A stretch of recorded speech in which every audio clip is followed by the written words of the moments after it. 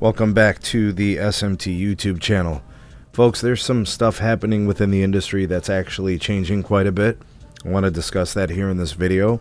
Perceptions about T-Mobile, Verizon, and AT&T are shifting, and in a way there's some trading of places. Who used to be dominant within one segment actually is no longer that. I'll give you guys some of those details. I first have to give credit to the collector of this data and the compiling of the data. That's from Recon Analytics. Friend of the show, Roger Entner, always does such a great job of getting this information, and then we kind of like use it for some of our commentary and videos to kind of do an overview of what's happening. So starting first with large business data, I want you guys to take a look here. Verizon is winning in terms of perception amongst, you know, the big three, we'll call them, right? So this is AT&T, T-Mobile, and Verizon in the large business segment. Some of you guys might just refer to this as enterprise. You know, that's basically what it is. Within this analysis, you have billing, customer experience, security. You have the coverage and network experience, value for price. You got all these things built into this, right? And basically what this boils down to is you look at the overall score, you know, and then it kind of gives you an idea of who's doing the best within this segment. So large business. And it's Verizon. Verizon has apparently even moved beyond AT&T. Previously, this was AT&T's segment. Enterprise was always AT&T. But Verizon has really done a nice job of attacking this over the last several years, and they have really shined there. All right, so if you look, Verizon has the highest complete experience, and it's not really that close. They have the network coverage advantage as well, and it's not really close. They even have the billing support edge, albeit the margin a little bit smaller than the others.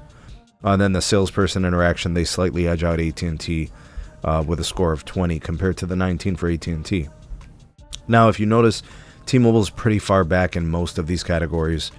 They're thoroughly behind the competition in complete experience, network coverage, billing support, and very distant in salesperson interaction. What this makes me think is that if T-Mobile was to improve that salesperson interaction, they might become a legitimate, viable player in large business. That really seems to be their weakness. And in the process of improving that salesperson interaction, they can also continue to work towards improving the other segments as well. And that would make them a more viable option, I think, for a lot of these enterprise-sized companies. Okay, so that's kind of the first thing I want to mention. This used to be the segment that AT&T kicked ass in, and now it's Verizon. All right, so maybe AT&T wants to win some of those customers back. In order to do that, they're going to have to do better than VZ. Okay, so that's large business. All right, let's take a look at the mid-size business.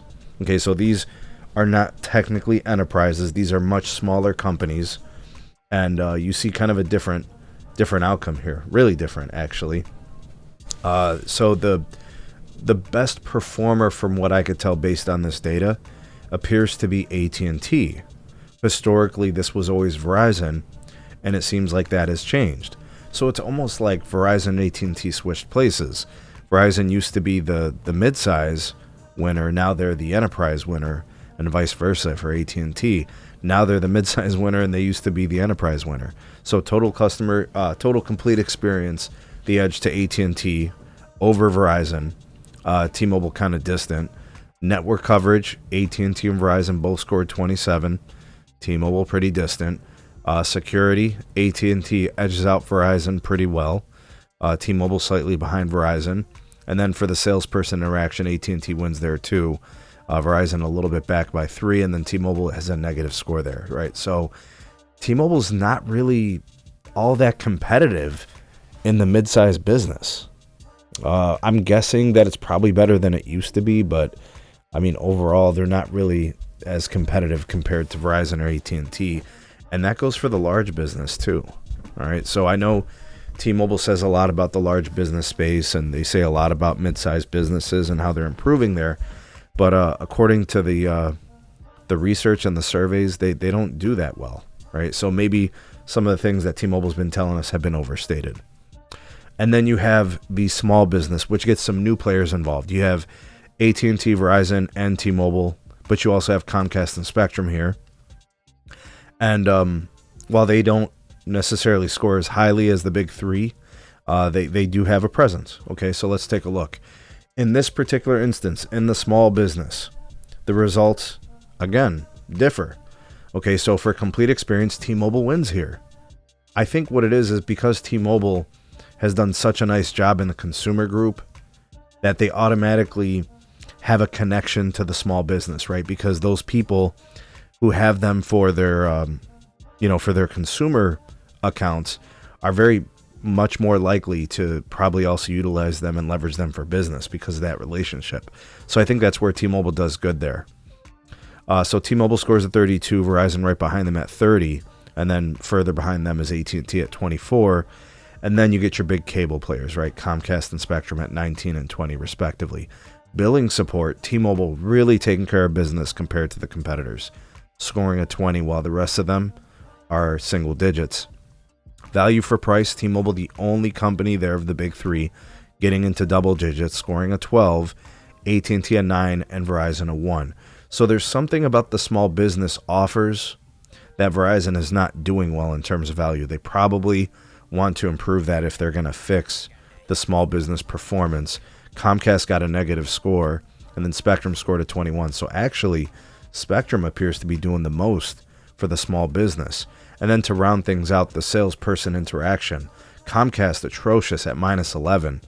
Something tells me that Comcast is just not a good option for the small business. I haven't had any experiences myself, but maybe you guys can comment if you've ever dealt with them on that side. Spectrum poor, scored a 2.